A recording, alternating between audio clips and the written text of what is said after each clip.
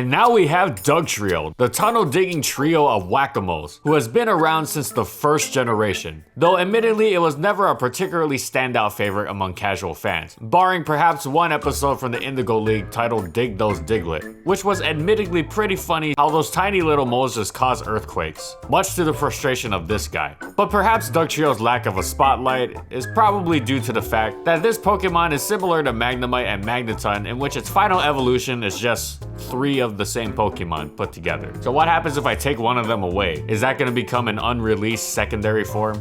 I don't know. Anyway, those geared more toward the competitive side have long known what this mighty set of triple terror is capable of. So, how good was Dugtrio actually? And in this video, we'll be covering these competitive formats.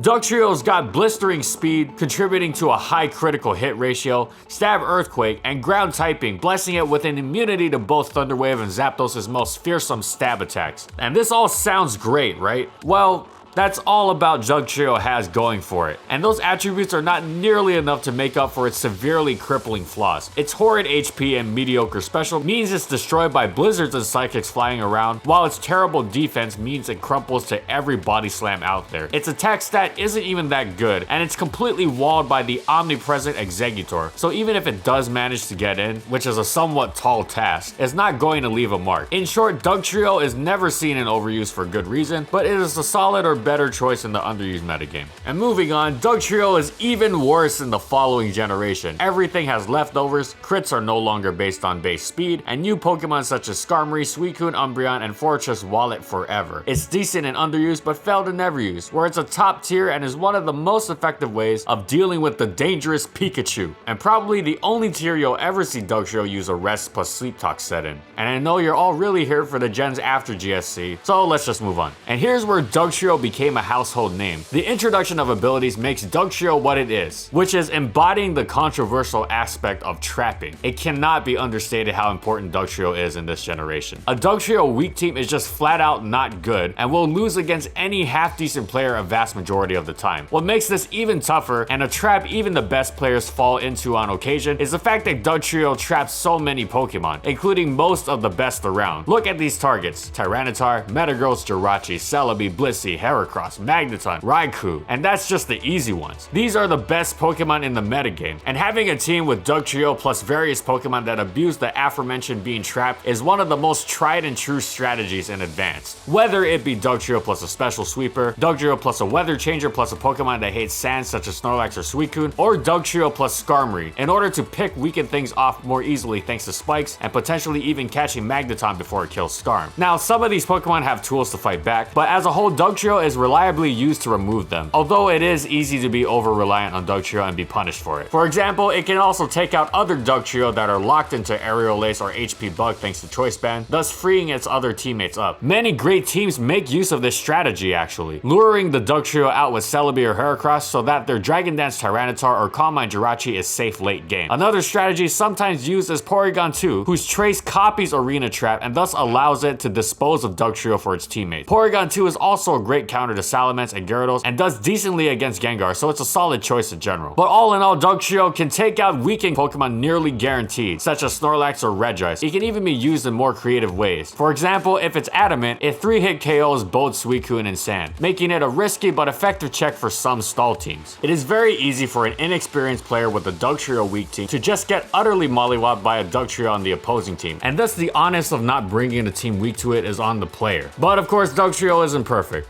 Being locked into Earthquake obviously opens up some dangerous opportunities for the other team, like a free turn for Skarmory to spike Whirlwind or Toxic, for Aerodactyl to get a risk-free attack off, a free Dragon Dance for Salamence, or for Zapdos and Gengar to pretty much do whatever they want. Also, there are many Pokemon it cannot trap, so against a team like Superman, which has 4 flying Pokemon, it could potentially be useless. However, the positives are so potentially and consistently powerful and game-breaking that Dugtrio remains an integral part of the metagame, even against the Superman team, especially especially since it could potentially trap Tyranitar, who is, number 1. Dugtrio is often used to patch up holes on its user's team, so ideally the defensive core is already solid and just in need of some help, and thus the player will be able to answer the threat that comes in for free after Dugtrio has killed something. There are many notable stall teams that use Dugtrio as a safety net against a variety of threats, just like there are many offensive teams that use it to remove key walls. It's also a mainstay on trap teams, where it pairs up with Magneton to collect free kills against stall teams that just want to spike up and switch back and forth between their walls forever. This opens the doors for a bulky set of threats, such as Snorlax, Suicune, Celebi, or Jirachi. So overall, Dugtrio is one of the defining pieces of advance that makes the metagame what it is. And with the massive influx of new Pokemon, as well as stronger moves and more power boosting items that made it tough to switch in, and Choice Scarf being potentially disastrous for an attempted trap, Dugtrio was forgotten for most of Gen 4's lifespan, except in early Diamond and Pearl, when some Heatran used the new Shed Shell to escape from it. But that was short-lived. Skarmory was actually the premier user of that item to escape Magnezone. However, Dugtrio did pick up some niche usage that steadily increased once the generation was over. Again, Heatran, but also the old-timers like Tyranitar and Jirachi, as well as the new Infernape, were all prime targets, and Dugtrio popped up in usage on various different kinds of teams, just like in Advance. Speaking to how, while its set was a one-trick pony, it could be used in a variety of scenarios and thus lend its team unpredictability. Though it was tougher to switch Dugtrio directly in now, but the new U-turn allowed Pokemon such as Celebi and Jirachi to bait in their targets and send Dugtrio in for free. Blissey ran Ice Beam less and less, so it was a safe bet, and the influx of Clefable and Nidoqueen in recent times gives Dugtrio even more victims. Dugtrio also gained Life Orb and Expert Belt to not be complete setup bait after a kill at the cost of some power, but it was still generally strong enough. It also got Physical Pursuit, which seemed redundant with Arena Trap, but could nab KOs on Gengar and all the Rotom forms. And speaking of dark type moves, it even got Sucker Punch for priority. An underused Dugtrio was top tier, nailing things left and right.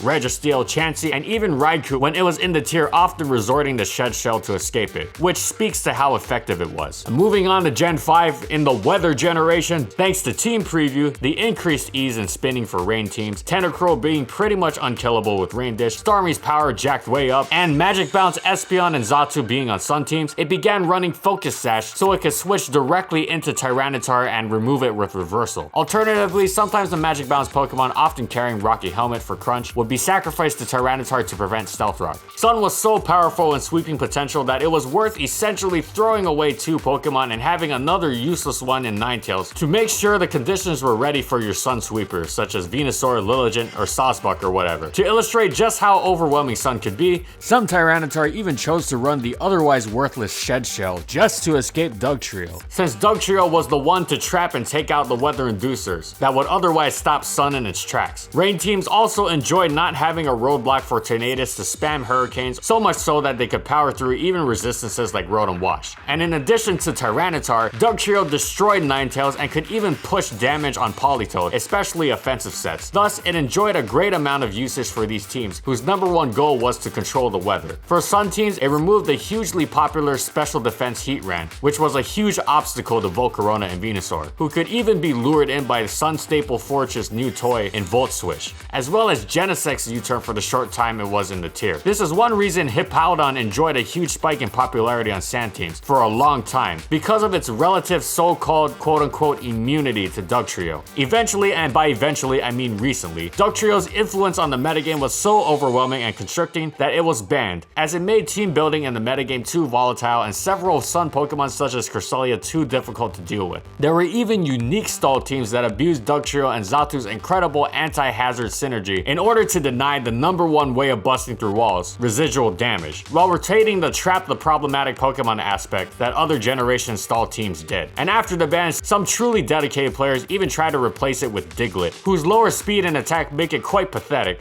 but just barely good enough to remove Tyranitar and Heatran. But some players think this misses the point of removing Dugtrio. So spoilers, we'll see if Arena Trap as a whole is banned like in other generations. And on to Gen 6, for most of the generation, Dugtrio was pretty much ignored. However, near the end, it took a cue from the previously popular Gothitelle / Gothorita stall teams, and was paired with several anti-hazard Pokemon and big walls on stall teams to pick off the few wall breakers that could muscle through them, such as Heatran, Choice Band Tyranitar, and Mega Heracross. You may be beginning to see somewhat of a pattern here. The new defog mechanics, in conjunction with Mega Sableye Magic Bounce, made teams incredibly tough to break barring a few very specific Pokemon, and Dugtrio helped make sure they didn't didn't get very far. Eventually, the ability Arena Trap was banned because Diglett was doing the same thing, and even something as bulky as Kyurem Black could be brought down with a full power reversal, as well as Rock Tomb to drop speed and chip it. This kind of absolute suffocation allowed stall teams to function too well, just like Gothitelle and the other Shadow Taggers did, and thus that ability was removed as well. However, unlike in the previous generations, where Dugtrio was also good on offensive teams, Dugtrio was really only good on stall here, so it was worthy of the ban it effectively received. And moving on to Sun and Moon, in this generation, Dugtrio gained an Alolan form that is unfortunately pretty useless despite those locks. It suffered a loss in speed, which was its best attribute of its regular form, and while it did gain a steel type, it also lost Arena Trap, the cornerstone of Dugtrio's viability. Tangling Hair and Sandforce are okay abilities, but they need to be on an already good Pokemon, and not a Pokemon which is made good by its ability. No one ever had any illusions about this Pokemon being good, and it proved itself to be pretty awful from day one. And disregarding that, regular Dugtrio was even more fearsome this generation, with its attack boosted to 100 and ability to power up its Earthquake into Tectonic Rage, which would ignore the popular grassy terrain that otherwise weakened it, as well as generally being a stronger hit on anything grounded. It had new targets as always. Magearna and Tapu Lele were the biggest ones, as well as others such as Nihil Eagle, but it could even run Choice Scarf to catch Tapu Koko and Pheromosa. The old standbys of Tyranitar and Heatran were as strong as ever, and Mega Metagross quickly established itself as the most dominant Pokemon in the tier. So Dugtrio had lots of prey. It was a threat from day one, but quickly established itself as the biggest force of the defining stall team of Chansey, Skarmory, Mega Sableye, Unaware Clefable, and Toxapex, as well as others that were to follow. Dugtrio would really help the suffocation factor of that team, not letting opponents breathe just when they thought they had the right Pokemon to break through the tough to crack squad. Dugtrio would force something they didn't like on them, even to Pokemon you wouldn't expect it to. Storage Dense Tapu Bulu was a popular stall breaker, but even being forced to take a Toxic by Dugtrio would often be enough for the stall team to dance around it. Taunt Tapu Lele would often run Shed Shell solely for Dugtrio. Alolan Marowak was a force against stall thanks to Ghost evading Arena Trap until Dugtrio started running Pursuit. So there went that idea. But it wasn't just on stall that Dugtrio was useful, of course. Charizard Y loved being paired with it to remove Chansey and Toxapex so it could spam its nuclear Fire Blast. Ash Greninja was similar, also enjoying how Dugtrio could take out Assault Vest Magearna for it. It was a force on any kind of team, and ironically was itself one of the biggest threats to the team it enabled to function so well. It evaded the Banhammer the first time around, but it continued to be too much of a suffocating presence, and thus Arena Trap was also banned. But fun fact, this was actually the first generation in which it happened, and afterwards people realized how similarly Dugtrio functioned in the 2 generations prior, which also had Team Preview, and thus made for easily planned Dugtrio abuse. Without Team Preview, this became much harder to execute. And I'm sure some of you noticed we didn't have anything for VGC, and that's because unfortunately we couldn't find any notable regionals or higher placings for Dugtrio. This is probably because of Dugtrio's weaknesses in doubles. Dugtrio is very frail, and there's a lot of priority and bulky Pokemon everywhere. Protect doesn't really help it to zero in on a target to remove a target, and if you wanted a trapper, you could probably just use Mega Gengar or Gothitelle. And in 2017, Alolan Dugtrio suffers the same fate, only able to get one of its better abilities off if it's supported by Gigalith. So yeah, rip VGC. And that's it. So how good was Dugtrio actually? Until its abilities came around, not very. But once it gained that infamous Arena Trap, it became a force. In Generation 4 and beyond, it was often viewed as inconsistent, but it ended up proving to be so consistent and overpowering that it actually wound up being banned in some shape or form in the most recent generation. Overall, this mole is one of the unlikeliest Ubers, but it just goes to show how powerful trapping can be. Yeah, you're looking at you, Wobbuffet. Thanks for watching, everyone. And as always, if you liked the video and you want to see more, be sure to subscribe to False Swipe Gaming for more weekly Pokemon content. And as always, as I always say, comment on what Pokemon you want to see next. Also, thank you so much to our patrons for continued support of our videos, and thank you to all of you watching as well.